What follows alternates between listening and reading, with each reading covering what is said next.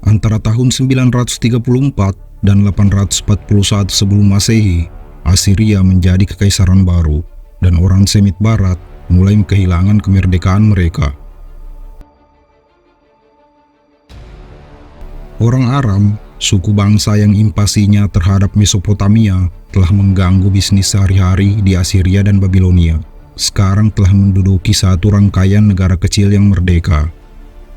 Yang paling kuat di antaranya terpusat di kota Damaskus, di pertengahan dataran yang membentang sepanjang Efrat, mulai dari Assyria. Raja Daud telah berhasil membawa orang-orang Aramis di Damaskus, paling tidak sebagian di bawah kendalinya. Penulis kronik menyombongkan bahwa pasukan Israel di bawah Daud memukul mundur 22.000 orang Aramis, dan setelah itu menerima upeti secara reguler dari mereka. Jangan lupa like dulu guys. Sepanjang tahun-tahun yang sama, bangsa Assyria menyebut keseluruhan daerah sebelah barat Efrat dengan nama Aram, suatu istilah umum untuk kota yang diperintah oleh pemimpin-pemimpin Aramis, dan umumnya hampir tidak memiliki pengharapan untuk melawan mereka. Belum sampai pemerintahan cucu Daud, Rehoboam, serta keretakan Israel menjadi dua negara, seorang penguasa Assyria berhasil mengumpulkan pasukannya dan menahan tekanan bangsa Aramis. Nama orang tersebut Asurdan II, dan ia adalah yang pertama dari para raja Assyria Agung yang akan membawa Assyria keluar dari zaman kegelapan mereka, masuk ke dalam kebangkitan kembali yang baru dan yang terakhir. Dalam catatannya, Asurdan menyombongkan bahwa ia membalaskan dendamnya pada para pengembara yang melakukan penghancuran dan pembunuhan dengan membakar kota-kota Aram yang telah dibangun di atas daratan yang pernah dikuasai orang Assyria. Jangan lupa like dulu guys. Sesungguhnya, ia datang untuk mendirikan tempat di dekat perbatasan dengan kerajaan Assyria tua. Ia berhasil mengepung daerah pedalaman Assyria dengan pasukannya dan membuatnya aman. Ia mengembalikan orang-orang kampung Assyria yang telah diusir dari kota mereka, lalu menampung mereka kembali ke tanah mereka sendiri. Namun ia tidak mendorong lebih jauh ke utara dan timur, tempat orang-orang Aramis masih sangat berkuasa. Dan ke arah selatan, sisa-sisa kumuh kerajaan Babilonia masih memegang kemerdekaannya seperti dahulu. Tahta Babilonia telah diklaim dari keturunan ke keturunan, dan ibu kotanya telah pindah dari kota ke kota lain, dan orang-orang Aram telah menerobos kawasan Babilonia tua, sedemikian dalam sampai bahasa mereka, suatu dialek Semit yang dikenal dengan nama Aramaik, mulai menggantikan bahasa Kedia, yang dulu pernah menjadi bahasa sehari-hari orang-orang Babilonia. Jangan lupa like dulu guys. Tidak sampai 3 generasi kemudian, Raja Besar Assyria memancang klaimnya atas julukan itu. Cicit laki-laki Asurdan, Asurnasirpal II, akhirnya membangun Assyria menjadi sebuah kerajaan lagi. Ia menyeberang ke tepi timur Sungai Tigris dan membangun sebuah ibu kota baru di lokasi kampung Kaleh Tua. Kaleh mulai sekarang akan menjadi pusat pemerintahannya. Asur sendiri semata-mata hanya dijadikan kota upacara adat. Di Kaleh, ia membangun tidak hanya bangunan kantor, tetapi juga sebuah istana yang dihias dengan relief-relief para prajurit dan raja yang telah menyerah kepadanya. Di pintu-pintu kaula tempat ia menerima upeti, ia memasang patung penjaga, banteng raksasa bersayap dengan kepala manusia, dengan wajah potret Asurnasirpal sendiri yang dianggap ideal. Ketika istana sudah selesai, Asurnasirpal mengadakan suatu penjamuan yang sangat besar untuk merayakannya. Menurut hitungan Asurnasirpal, ada 69.574 tamu di meja penjamuan, semua merayakan kebesarannya. Di pesta itu, ia di depan umum mengklaim sebutan Raja Agung, Raja Dunia, pahlawan yang gagah berani yang melangkah maju dengan bantuan Asur yang tidak punya saingan di keempat penjuru dunia. Mengesampingkan cerita yang berlebihan di atas, Ashurnasirpal memang melakukan satu hal yang tidak pernah berhasil dilaksanakan oleh nenek moyangnya. Ia melakukan perjuangan ke sungai Efrat dan kemudian menyeberanginya. Ini membawa dia ke atas hingga perbatasan Israel di sebelah utara, yang berada di bawah pemerintahan seorang raja bernama Omri. Omri tidak mendapatkan banyak peran dalam catatan kitab Injil, yang lebih memperlihatkan ketidakpeduliannya akan hukum Tuhan. Apa yang kita pelajari dari kitab 1 Raja-Raja adalah bahwa Omri merebut tahta di utara dari penuntut yang lain, dan bahwa ia lebih jahat dibandingkan raja-raja sebelumnya. Tetapi dalam istilah politik, Omri adalah seorang pejuang besar dan pembangun. Ia membangun Samaria menjadi ibu kota baru di utara, dan Raja Israel pertama yang disebut dengan perasaan kagum dalam catatan sejarah dari negeri lain, yaitu catatan sejarah Mesa, sebuah batu yang ditemukan di seberang sungai Yordan, di wilayah suku bangsa yang dikenal sebagai Moab, yang mengungkapkan kepedihan bahwa Omri menghina orang Moab selama bertahun-tahun. Dia adalah seorang penguasa dengan kekuatan yang cukup sehingga Ashurnasirpal yang banyak menundukkan hampir semua negara kecil sepanjang daratan hingga pantai, dan bahkan menarik upeti dari para raja Fenisia di Sidon dan Tirus, tidak berusaha menyerang dia. Ia tidak pernah benar-benar mengklaim kekuasaan atas Sidon dan Tirus, yang raja-rajanya ramah terhadap Israel, dan ia pun tidak menyerang Babilonia sendiri. Ia memang berjalan ke selatan, sepanjang sungai Efrat, sejauh perbatasan yang saat itu telah diakui oleh Assyria dan Babilonia. Dan di sana ia mengurung sebuah kota untuk menakut-nakuti orang Babilonia, walaupun ia tidak mendesak lebih jauh. Dalam diri Ashurnasirpal, di sana muncul tumbuh subur kesenangan akan kekejaman yang menandai jejak hampir setiap raja Assyria yang mengikutinya.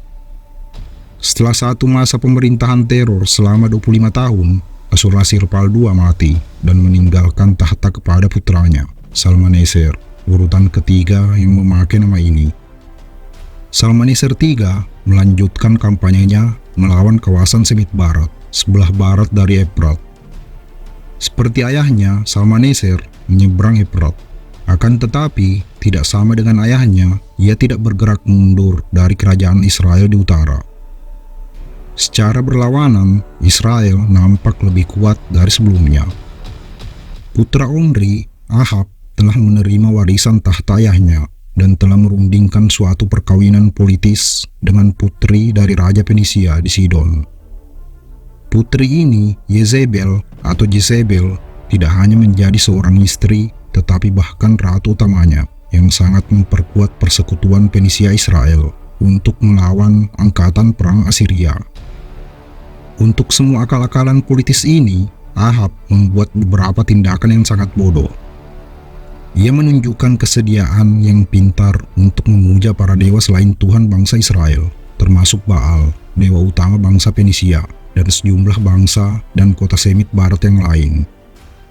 Ini seharusnya sudah memenangkannya suatu persahabatan, tidak hanya dengan Tirus dan Biblos, tetapi juga kota-kota yang terletak di antara Israel dan barisan depan Assyria yang makin maju. Namun daripada menenangkan orang-orangnya sendiri, dengan mempertahankan pemujaan Yahweh yang masih hidup, ia merestui istrinya, orang Fenisia, untuk mengeroyok dan membantai semua nabi dari Tuhan Abraham. Sedikitnya 100 berhasil lari dan bersembunyi di daerah pegunungan di timur. Dari tempat pelarian ini, nabi-nabi itu menyerukan suatu panggilan bagi bangsa Israel untuk memberontak melawan raja mereka yang jahat. Kepala di antara para peramal musuh Ahab adalah Nabi Elijah, seorang yang berhasil lari dari usaha pembunuhan Yezebel dan bertindak semampunya untuk mengganggu raja yang jahat itu. Sesungguhnya ia mengurapi seorang prajurit muda Israel bernama Yehu untuk dijadikan pilihan Tuhan sebagai raja yang berikutnya dan memberi dia izin ilahi untuk membunuh Ahab, Yezebel, dan seluruh penghuni rumah kerajaan.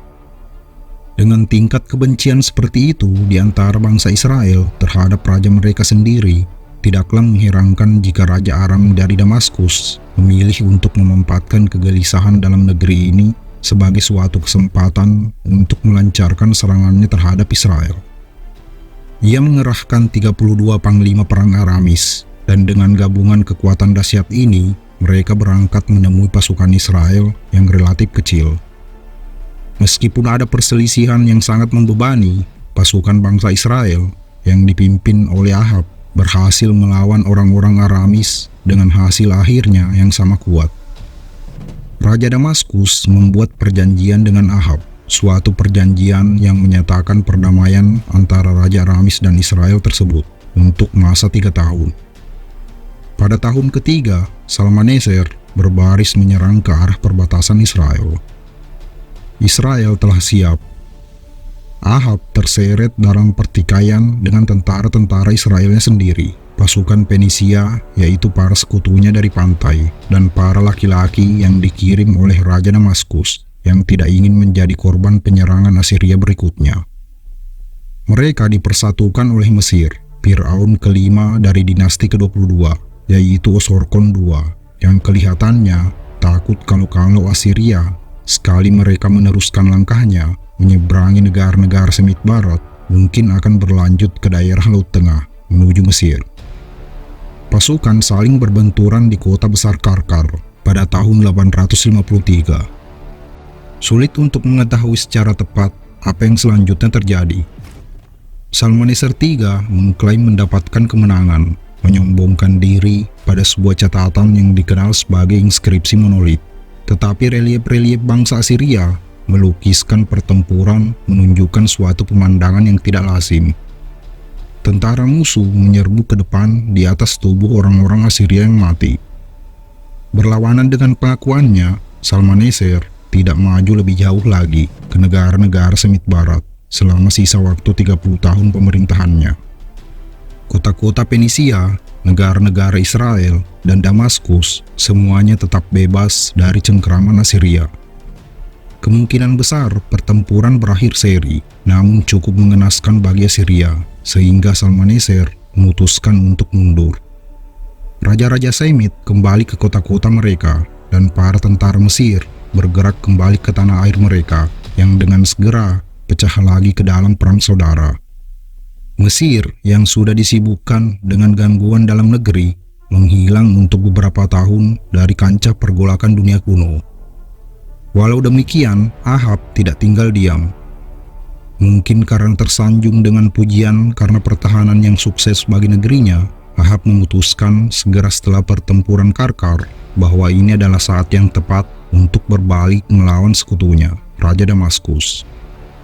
Ia mengirim orang ke Yehosafat, Raja Yehuda, dan meminta dia untuk pergi ke utara, bergabung dengan dia dalam serangan melawan kota perbatasan Ramot Gilead yang terletak di atas perbatasan Israel di kawasan Aramis yang dilindungi oleh perjanjian. Yehosafat, anak dari cicit Solomon, yang menguasai suatu wilayah yang terdiri dari suku bangsa Yehuda yang besar bersama dengan suku bangsa Benyamin yang kecil, suatu kawasan yang dikenal bersama-sama sebagai Yehuda. Ia tidak punya kekuatan militer maha besar, tetapi karena Ramot Gilead berada nyaris tepat di atas perbatasan antara utara dan selatan, persekutuan Yehosafat merestui Ahab untuk melakukan manuver menjepit kota tersebut. Yehosafat sepakat mengunjungi Ahab untuk mendiskusikan hal tersebut, namun begitu berada di istana Ahab, ia menjadi gelisah. Para penasehat Fenisia yang juga sebagai dukun dan peramal meramalkan kemenangan yang pasti melawan orang-orang Aramis. Namun Yehosafat bertanya, apakah Ahab telah mempertimbangkan untuk bertanya pada seorang nabi Ibrani? Apa kata Yahweh tentang rencana ini? Ya, kata Ahab, ada seorang nabi yang bisa kupanggil, tetapi aku tidak menyukai orang itu. Dia tidak pernah berbicara baik tentang aku. Yehosafat mendesak, dan nabi tersebut, Mikaia, dipanggil. Ketika ditanya apa pendapatnya, dia berkata, serang orang-orang Aramis, dan Tuhan akan memberimu kemenangan. Ini adalah jawaban yang bijaksana tetapi tidak tulus, dan Ahab mengetahuinya. Ia berkata, beberapa kali aku harus meminta kepada Anda untuk mengatakan kebenaran. Dan membuat Mikaia berkata bahwa penyerangan tidak hanya akan gagal, tetapi Ahab sendiri akan terbunuh. Benarkan Ahab berkata pada Yehosafat, "Sudah aku katakan bahwa dia tidak pernah berbicara baik tentang aku." Meskipun ramalannya demikian, Yehosafat sepakat untuk ikut serta dalam serangan itu. Peristiwa itu menyiratkan bahwa ia mungkin mempunyai rencana sendiri dengan pemerintah Aramis. Ketika pertempuran dimulai, kereta perang para komandan Aramis melihat jubah kerajaan Yehosafat dan langsung menuju padanya. Namun ketika Yehosafat berteriak, "Aku Raja Yehuda, bukan Raja Israel," mereka berbalik arah dan membebaskannya. Ahab yang bertempur dengan menyamar tidak begitu beruntung. Sebuah panah yang secara acak ditembakkan mengenainya di sela-sela sambungan baju sirahnya. 12 tahun kemudian putranya Yoram mencoba lagi untuk menaklukkan Ramut Gilead. Lagi-lagi kekuatan Aramis terbukti terlalu kuat bagi dia. Ketika terluka dalam pertempuran yang gagal, ia mundur di seberang sungai Yordan ke kota Israel, Yezreel, untuk memulihkan diri dari lukanya. Segera setelah itu, seorang nabi Israel pergi menemui Yehu, perwira muda yang dikukuhkan oleh Elijah untuk memusnahkan keluarga Ahab hampir 15 tahun sebelumnya, untuk mengatakan kepadanya bahwa saat ini akhirnya telah tiba. Yehu telah lama bersembunyi. Akhirnya nabi tersebut berlari membawa dia ke permukaan di Ramut Gilead sendiri, yang menunjukkan bahwa ia telah meminta perlindungan kepada musuh Israel. Segera sesudah ia mendengar kabar tentang kelemahan Yoram, ia naik kereta perangnya, menyandang busur di atas bahunya, dan dengan tekad yang bulat berangkat ke Yezreel. Seperti yang dilakukan Ahab sendiri dalam perang Ramut Gilead, Yoram bukannya bersembunyi, tetapi malahan mengenakan jubah kerajaannya, menaiki kereta perangnya, dan mengendarainya untuk menyambut tentara yang datang. Yehu menembakkan panah menembus tubuhnya dan melanjutkan perjalanan ke Yezreel. Pada saat ia sampai ke Yezreel, Ratu Jezebel kelihatannya telah mendengar tentang kematian Yoram serta pembunuhnya yang kian mendekat. Ia mengenakan jubah kerajaannya dan di jendela ia menunggu kedatangannya. Apakah ia sedang bersiap-siap untuk mengumpulkan anggota istana di belakangnya, atau ia melihat kematiannya sudah di ambang pintu, tidaklah jelas.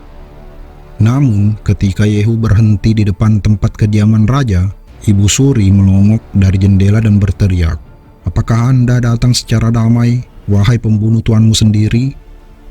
Yehu yang sedang membangun gerakan anti kerajaan dengan barisan pejabat Yoram di belakang dia, berteriak minta bantuan, dan 3 orang Kasim dari dalam rumah Ibu Suri muncul di belakang perempuan tersebut dan melemparkannya keluar dari jendela itu.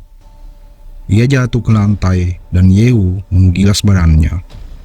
Anjing-anjing liar yang mengendap-endap di sekitar kota-kota kuno memakan seluruh tubuhnya, kecuali tangan, kaki, dan tenggorokannya. Menurut kitab 2 Raja-Raja, Yehu menyapu bersih sisa keluarga Ahab dan membunuh nabi-nabi Fenisia Yezebel. Ini adalah satu-satunya 2 tindakan yang menandai pemerintahannya. Namun pada zamannya, Tuhan mulai mengurangi besarnya negara Israel.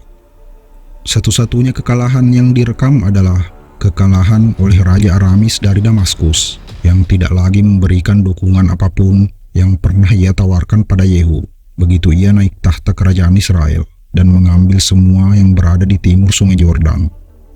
Kekalahan yang lebih serius sama sekali tidak disebut di dalam catatan kitab Injil. Namun demikian terukir pada monumen kemenangan Salmaneser III, yaitu tugu hitam. Pada tugu tersebut, puluhan raja yang ditaklukkan datang dengan upeti untuk Salmaneser. Pada panel kedua dari salah satu sisi, Yehu dari Israel menundukkan dahinya ke tanah di depan Raja Assyria itu.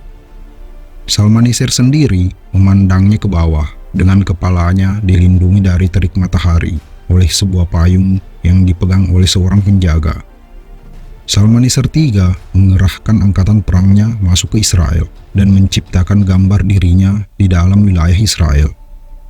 Seorang raja Assyria yang pertama kali masuk Israel, tetapi sama sekali bukan yang terakhir. Yehu telah kehilangan sekutu-sekutu lama Ahab. Bangsa Aramis bermusuhan dengannya, dan orang-orang Fenisia yang dibangkitkan amarahnya oleh pembantaian putri raja mereka Yezebel, anggota istananya, para imam yang melayani para dewanya, dan keturunan-keturunannya tidak mau lagi berperang di pihaknya. Yehu yang dipilih untuk membersihkan rumah Israel telah membersihkan juga sekutu-sekutunya.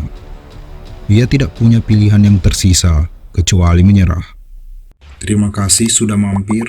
Jangan lupa like dan subscribe kalau suka. Juga silahkan komen untuk saran dan kritiknya.